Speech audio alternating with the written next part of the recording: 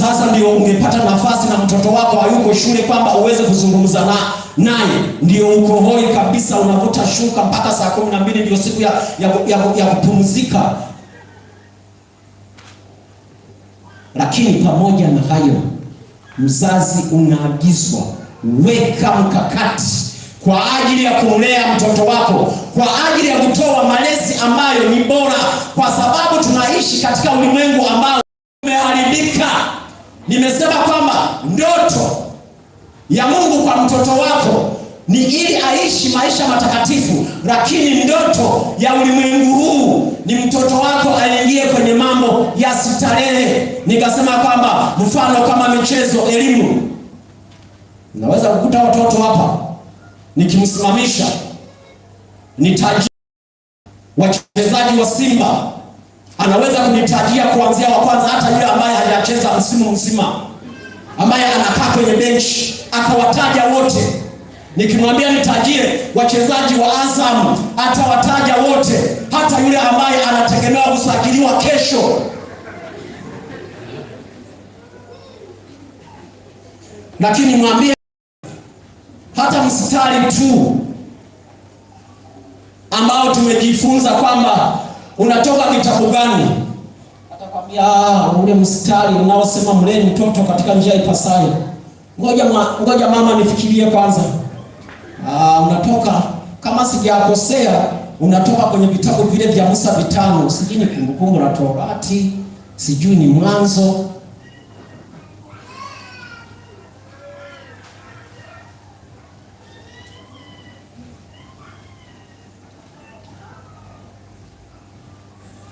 Ukimwambia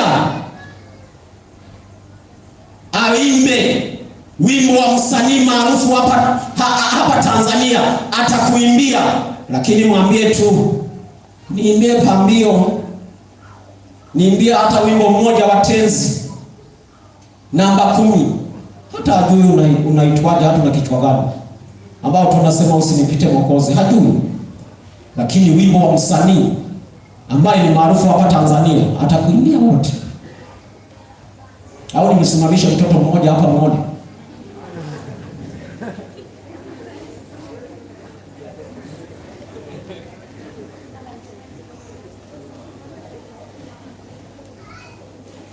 Kwa hiyo mnaweza kuona changamoto ambayo tulionayo, kwa sababu tuko kwenye ulimwengu wa utandawazi, ulimwengu ambao umeharibika. Lakini nimesema kwamba pamoja tuko kwenye ulimwengu ambao umeharibika, tena tuko kwenye nyakati za mwisho, lakini bado tunaweza kuleta mapinduzi kwa watoto wetu.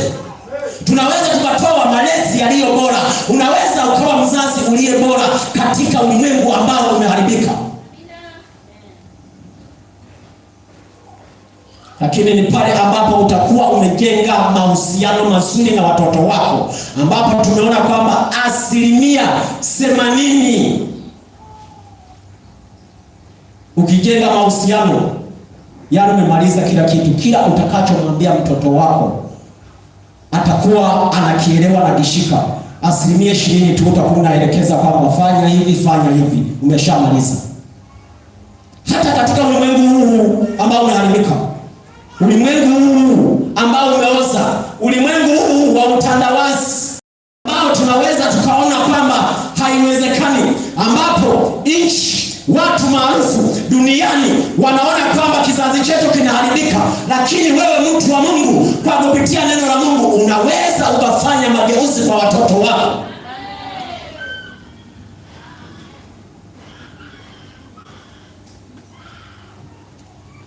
Mtoto wako hatakiwi kufanya kile anachotaka.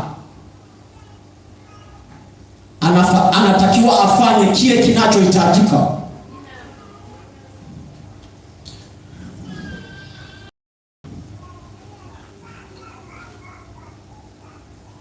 Kwa mfano, mtoto wako anaenda shule. Mtoto amekwambia kwamba anahitaji